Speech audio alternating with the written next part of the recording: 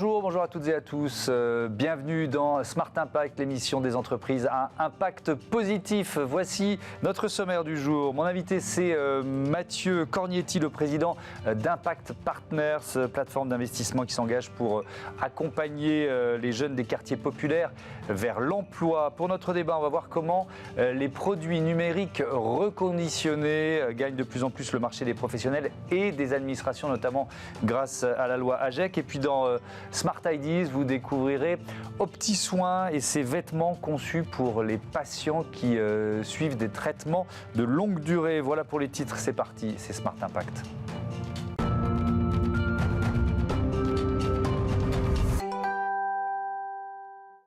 Bonjour Mathieu Cornietti, bienvenue. Bonjour. Merci. Vous êtes donc le président d'Impact Partners qui a été créé, que vous avez créé en 2007, c'est ça? Nous avons commencé en 2007, ouais. C'est une histoire maintenant 15 ans. Ouais. La société de gestion gère aujourd'hui 350 millions d'euros, 45 professionnels, une dimension européenne.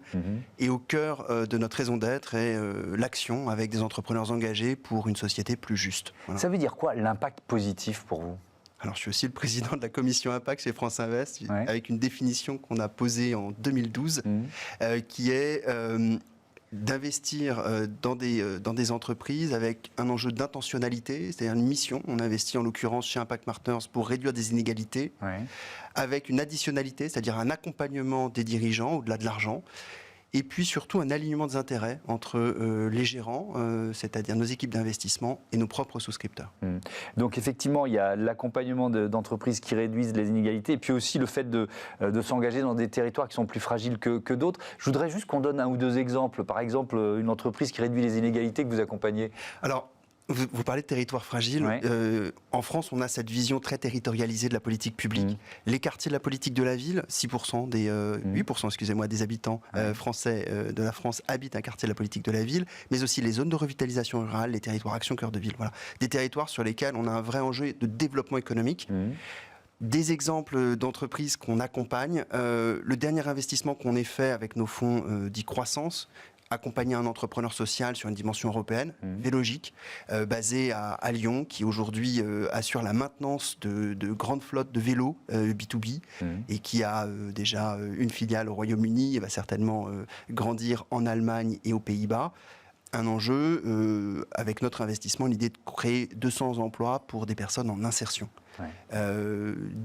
Autre exemple, autre stratégie, quand vous allez dans un quartier populaire, vous avez des standards qui ne sont pas les mêmes, pas une question d'architecture, c'est pas une question de couleur de peau, c'est bien souvent le fait qu'il y a moins de commerce qu'ailleurs, souvent des commerces communautaires, et les grandes enseignes nationales n'y vont pas alors qu'ils ont des emplacements, qu'ils ont des candidats, qu'ils ont des clients, parce que finalement les porteurs de projets, les potentiels franchisés n'ont pas assez d'apport. Et on a lancé en 2017 un premier fonds, là on a lancé un deuxième fonds,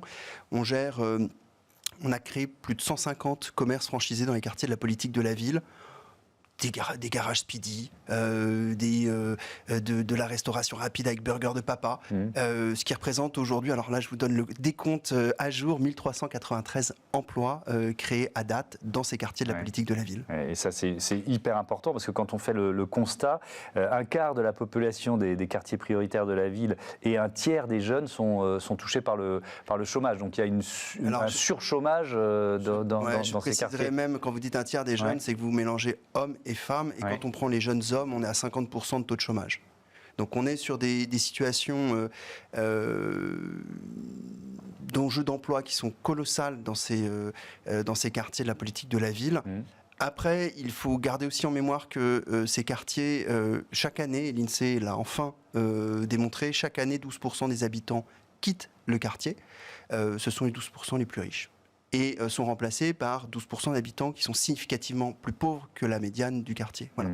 Donc on est aussi sur des quartiers... Donc on est dans une tendance d'appauvrissement. Je dirais qu'on est... je dirais que si l'enjeu est de boboiser le quartier, c'est assez compliqué. En tout cas, la situation de ces quartiers de la politique de la ville est extrêmement hétérogène. On parle de 1500 quartiers différents. Voilà. Ça, c'est important de le dire. Bien sûr, la Seine-Saint-Denis, c'est un territoire qui est en très forte croissance, avec une pression foncière liée à Paris. Si vous prenez un quartier de la politique de la ville dans les Outre-mer, la situation est très différente. Alors, vous venez d'organiser un événement à destination des jeunes de ces quartiers populaires. C'était à l'occasion du salon Jeunes d'avenir à la Villette. C'était quoi l'objectif ? Alors, d'abord, on aime beaucoup ce salon et nous, on se considère non pas comme un investisseur, mais on se considère comme un animateur d'écosystème. Depuis le début, ce que nous cherchons, c'est on évoque l'apprentissage, vous avez évoqué la jeunesse, c'est accompagner la jeunesse, notre jeunesse, sur le marché du travail. Et l'apprentissage est un formidable outil pour cela. On a aujourd'hui des actions autour de l'apprentissage dating. Ce sont des face-à-face entre des jeunes et des RH de grands comptes. Ouais. Donc vous mobilisez des grands groupes qui sont partenaires, c'est ça ? On a une communauté d'à peu près 300 RH de grands groupes. Okay. Et en face, on a plusieurs milliers de jeunes maintenant, depuis le début de cette initiative, qui sont coachés, formés, pour qui très souvent c'est le premier entretien de leur vie. Et donc, il faut qu'ils apprennent aussi à se présenter, à défendre leur candidature. Ils n'auront pas forcément un contrat d'apprentissage à l'issue de cette expérience. Par contre, c'est quelque chose qui restera pour plus tard dans leur bagage. Et donc, il y a ce pacte avec les quartiers pour toutes les entreprises, lancé par le ministère de la Cohésion des Territoires, c'était en juillet 2018, auquel vous participez. Quelle part vous prenez ? Alors, c'est même plus que participer. Ouais. C'est le ministre de la ville de l'époque, Julien de Normandie, et puis sa successeur, Nadia Hay, qui ont eu le souhait de mobiliser les grands groupes en faveur des quartiers de la politique de la ville.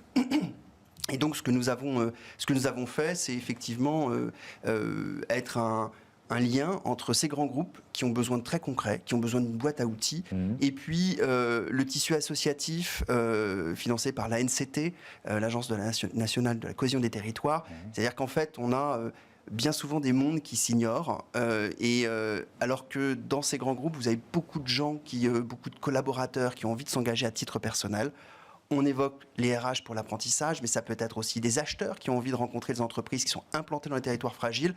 Ça peut être simplement un collègue, un assistant, une assistante qui dit « moi, j'ai envie d'accueillir une classe de stagiaires de 3e cette année. » Voilà. Et dès qu'une entreprise, je profite de votre émission pour faire un appel, si vous êtes au sein d'une entreprise, vous n'avez pas besoin d'être le président de l'entreprise, mais si vous êtes simplement motivé, allez sur pactepaqte.fr. Et on sera très heureux de pouvoir vous aider, vous accompagner dans cette démarche inclusive. pactepaqte.fr. Il faut peut-être rappeler quelque chose, c'est que la diversité, on l'a déjà dit plusieurs fois dans cette entreprise avec plein d'exemples, la diversité, c'est un levier d'efficacité, c'est même un levier de rentabilité. Bien sûr, c'est un levier d'innovation. Je peux même parler simplement d'Impact Partners. On est une société de gestion un petit peu particulière. On ne fait pas de jeunisme, qu'on soit très clair. Mais la moyenne d'âge, c'est 29 ans. Certains termineront leur carrière chez Impact Partners, nous ont rejoint après 60 ans et on est super heureux. Il y a tout type, quand on parle de diversité, on ne va pas parler de couleur de peau parce qu'on est en France et de toutes les façons, on sait ce que ça veut dire aussi. C'est une diversité en termes de profil scolaire, une diversité en termes d'âge, de la mixité homme-femme. Et tout ça manque beaucoup dans l'univers du private equity. Je pense que France Invest s'engage d'ailleurs pour cela et c'est bien. Et encore une fois, on est à l'image certainement des entrepreneurs qu'on veut accompagner. On parle de plus en plus de finance utile. Ça veut dire quoi pour vous, la finance utile ? C'est un vrai...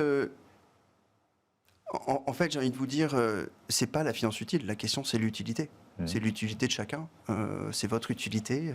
Smart Impact, vous vous réveillez le matin, vous dites ouais, ok, je fais quelque chose d'utile. J'ai fait le choix d'être dans un univers financier et aussi social et donc d'être utile. Donc en fait, je pense qu'on est utile de manière évidente si on commence à se poser des questions, si on commence à devoir mesurer tout ce qu'on fait pour essayer de se justifier, on est dans le mauvais chemin. Mais je vous pose la question parce que alors c'est même au-delà de la finance utile, je ne sais pas quel terme il faut employer, la finance responsable, la finance à impact, bref, il y a un mouvement qui est en cours. Je vous vois réagir avec peut-être beaucoup de bonne volonté, de vrais engagements et puis peut-être parfois un peu de purpose washing, j'en sais rien, mais comment vous analysez ce mouvement ? Alors, pour rester dans l'univers financier, il y a maintenant quelques décennies, au moins 2, un mouvement autour de la finance responsable a commencé à se diffuser. Je vais parler juste du private equity qu'on voit aujourd'hui chez France Invest. On a une commission ESG, environnementale, sociale, gouvernance, qui est présente partout, qui est devenue un standard pour les investisseurs. Voilà, aujourd'hui, tout le monde est responsable. Donc, on est passé d'une finance socialement responsable à une finance sociale. En tout cas, c'est ce qu'on porte chez Impact Partners. Et cette finance impact investing, elle grandit. Aujourd'hui, en France, c'est au sein de France Invest, on a commencé en 2012, il y avait 8 acteurs, 200 millions d'euros sous gestion, répondant à la définition que je vous ai donnée. Oui.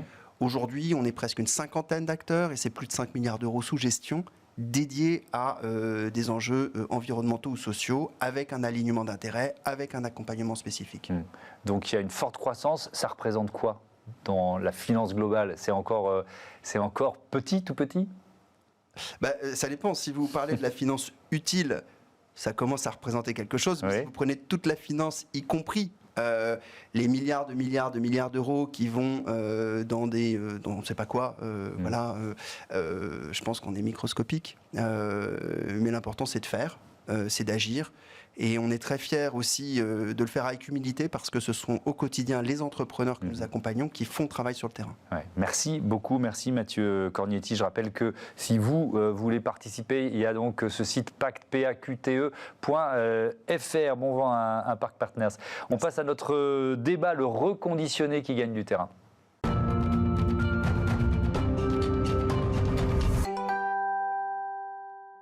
Le débat de ce Smart Impact avec Laurent Dunkelman, bonjour. Bonjour. Bienvenue, cofondateur, dirigeant de KIP. À vos côtés, Jean-Lionel Lacoureille, bonjour. Bonjour. Bienvenue à vous aussi, président du CIRMIET et fondateur de BAC2. On va commencer par présenter vos deux entreprises. C'est quoi BAC2 ? Alors BAC2, c'est aussi BAC2, c'est donc en fonction une ambition internationale. Une ambition internationale, mais on vient aussi de l'international, donc c'est pour ça que. Ouais. Et donc on est reconditionneur de smartphones, tablettes, laptops. On est basé dans le nord de la France. Donc notre métier, c'est le reconditionnement, récupération de parcs, remise en état et revente sur différents canaux. Et KIP, c'est quoi KIP ? Alors KIP, c'est une entreprise donc, que j'ai créée il y a 1 an. Et la vocation de KIP, c'est d'amener justement ces matériels reconditionnés, ces terminaux numériques reconditionnés en France, auprès des entreprises et du secteur public. Oui, donc vos clients, ce sont uniquement les professionnels et les administrations. Exactement, c'est vraiment une vocation B2B. D'accord, ok. Jean-Lionel Lacoureille, vous êtes aussi le président du CIRMIET, syndicat interprofessionnel du reconditionnement et de la régénération des matériels informatiques, électroniques et télécoms. J'ai tout dit, bravo. Vous êtes dur en disant tout.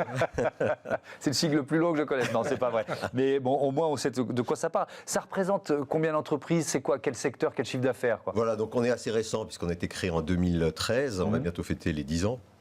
Donc il y a une quarantaine de structures. On représente vraiment le marché du reconditionnement du matériel informatique, électronique et télécom, avec une quarantaine de structures. On représente 800 millions d'euros de chiffre d'affaires. 2000 emplois directs et la caractéristique, c'est que tous les membres ont leur activité sur le sol français. Donc on crée de l'emploi en France. Ouais. Quelques chiffres, les produits numériques reconditionnés, ça gagne le marché des professionnels. Il devrait représenter plus de 10% des achats IT des entreprises et collectivités d'ici 2024. Et là, on rentre un peu dans le dur. 10% d'ici 2 ans, vous en êtes où aujourd'hui? Je ne sais pas qui peut répondre à cette question. Est-ce que c'est vous peut-être? Peut-être que je commencerai par un mapping général de notre vision un peu de ce marché. Effectivement, le marché du reconditionné a démarré sur le B2C, donc avec des plateformes et avec des réseaux comme EasyCash, Cash Express, des réseaux comme ça qui vont adresser le B2C. Et assez récemment, le B2B va être également impacté avec des lois qui vont les obliger. Mais notamment la loi AGEC. Et quand on regarde un peu le marché, globalement, le marché du neuf sur l'entreprise, c'est à peu près...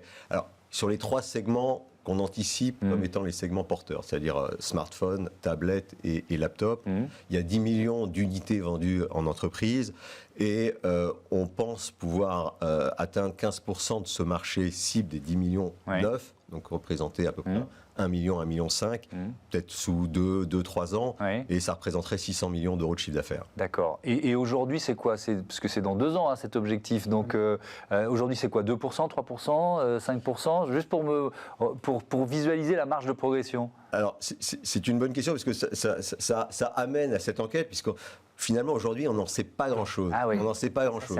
C'est pour ça qu'on a initié cette enquête, pour en savoir un peu plus. Effectivement, donc ce premier baromètre des achats de produits numériques, c'est quoi l'esprit et quelles leçons générales vous en tirez? Alors justement, l'esprit, c'était d'avoir de l'information, effectivement, sur comment allait évoluer ce marché dans les 12 à 24 mois qui arrivent.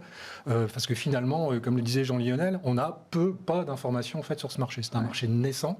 Alors ce qui est intéressant, je dirais, les grands enseignements de cette enquête, c'est de se dire que finalement, les entreprises ou les organismes publics qui n'achètent pas disent, voilà, nous, quand on se projette à 1 an, globalement, 1 sur 3 nous disent, on va y passer, on va acheter du matériel numérique reconditionné.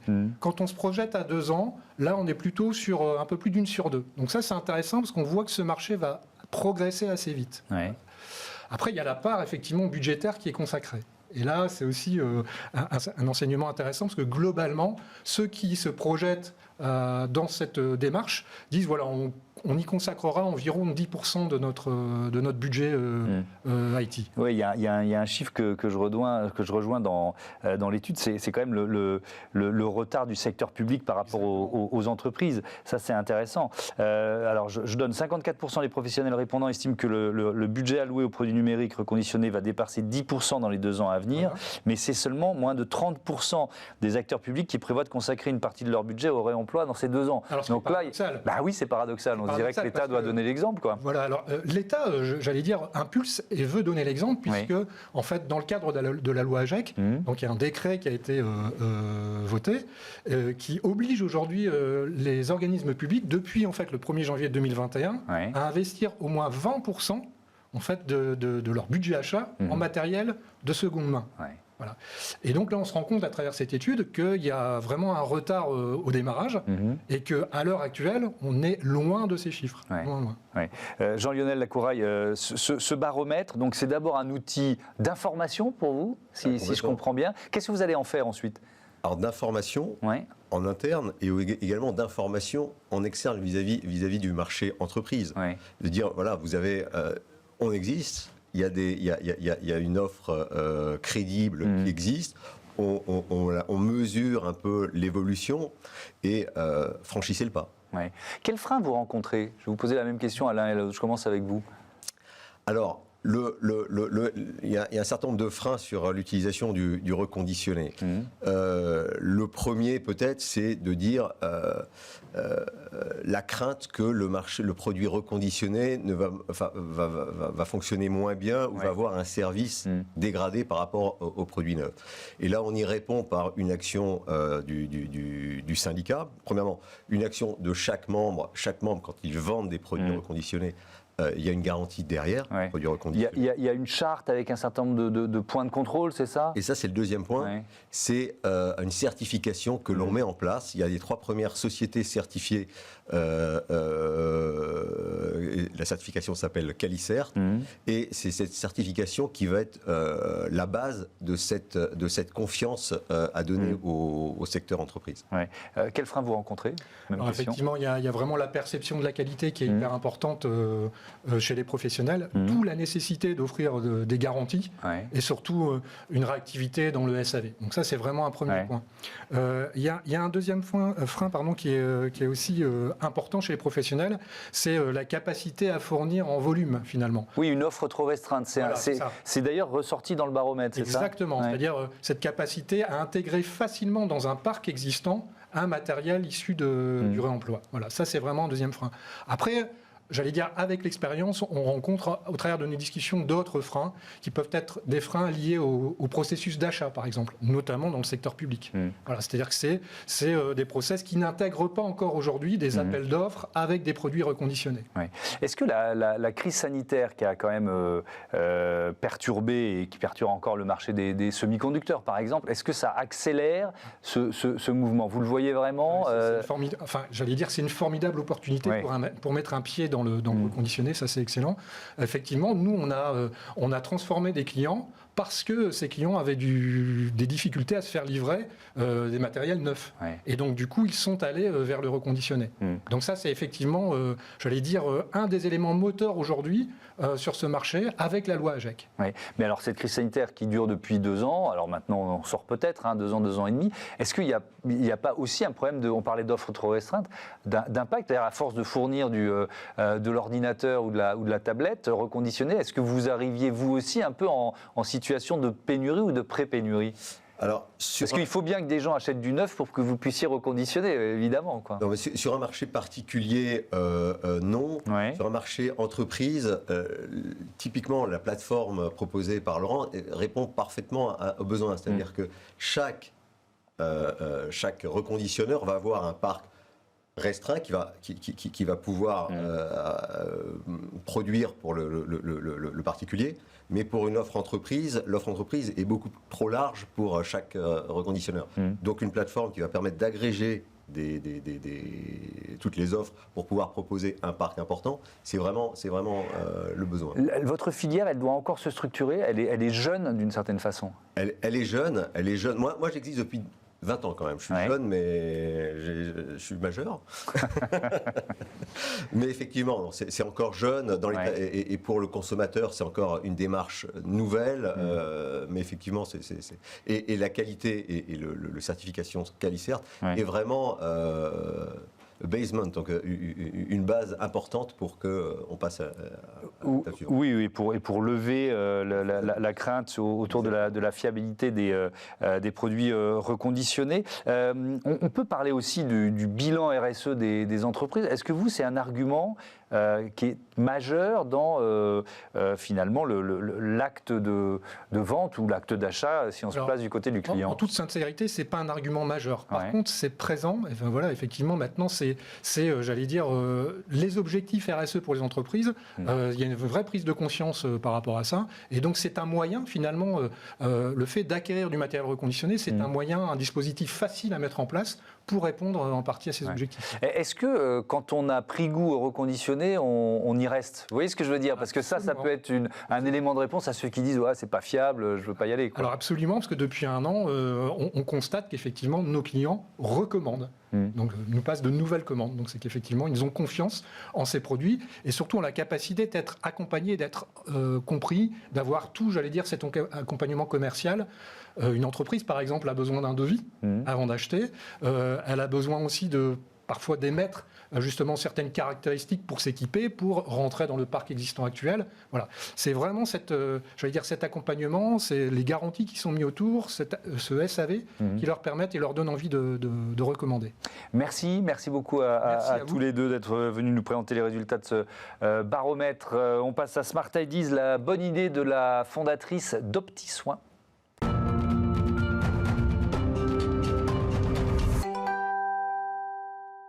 Smart Ideas avec Catherine Rousseau, bonjour, bienvenue. Vous êtes la fondatrice d'Optisoin. C'est votre histoire personnelle, c'est ça qui vous a donné envie de créer cette entreprise? Racontez-moi.